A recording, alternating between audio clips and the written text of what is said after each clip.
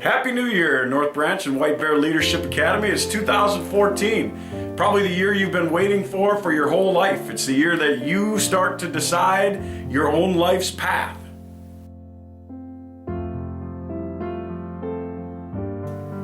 Have you made your New Year's resolution yet? Have you given up on it already? Some people already have, and here we are only a week into the new year. I was doing a little bit of reading on what people generally create their New Year's resolutions for, and they essentially, what I've kind of read is that there are about 5 things that people generally create resolutions around. They talk about physical goals, educational or mental goals, financial goals. They even talk about emotional or spiritual goals, and then one of the most important that they talk about is relational goals. And as I think about what the Leadership Academy is really all about, I think that it's really about developing your ability to relate to the people around you. So I got to thinking about the idea of having a relational goal. A goal that says I'm going to try to develop my ability to relate to the people around me. I started wondering, is that something that we can really develop? And I mean, we all know somebody who just seems to have that ability to interact and you just want to be around that person. I kind of feel that way about Mr. Herman and Mr. Carlson. They're just such good people persons. They have it. Whatever it is, they have it. But I really do think that people can develop that ability to relate to people.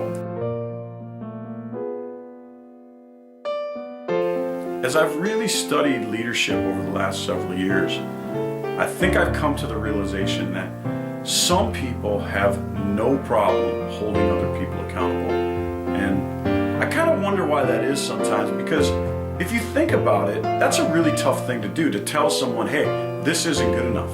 This isn't going to cut it. So how is it that some people seem to have no problem doing that? And not only they have no problem doing it, the people around them seem to respond. Why is that? I think it comes down to trust. That the people around you really trust that you as a leader aren't using them, right? You're not using them to get what you want for your own personal gain. You're in it for the good of the group. You want to see everybody succeed. You really care about the final result. If the people around you trust you, if you have created a close enough connection and they really trust that you are in it for the good of the group, they'll have no problem when listening to your feedback bond, and you've created a good enough relationship where the people really trust that you're in it for the good of the group, they're going to have no problem listening to your feedback. You're going to say, you know what, this just isn't going to cut it. And they're going to say, yeah, you're right, this is not going to cut it. This isn't what we agreed upon. The most effective leaders really understand this idea about creating a relationship. So how do you do that? Well, this is why I think it's so important to study effective leaders of the past. So if you look into section 5 of your workbook, it kind of brings me to the whole reason why I'm putting together this video today. If you look into section 5 of your workbook, you'll see some quotes from famous leaders. And I'd like you to choose one, just like we talked about at our last session, choose one and create about a 2 to 3 minute presentation, some kind of a speech or talk, or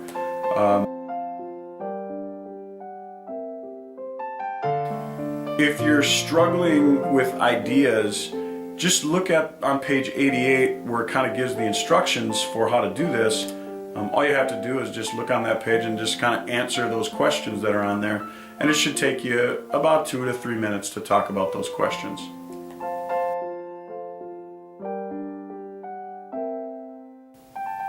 So again, Happy New Year, welcome to 2014, the year that you're going to graduate from high school. I want to thank you again for accepting the challenge to become a more relational person, to become a more influential person in your community and in your school. Our last two sessions, ironically, are scheduled for 2 days that we set aside to honor great leaders in our country, Martin Luther King Day, and then on President's Day. And then we're going to wrap everything up in April. We're really looking forward to this. So, again, please be ready for our next session. Have a prepared speech. And until then, continue to do your best to be worth following.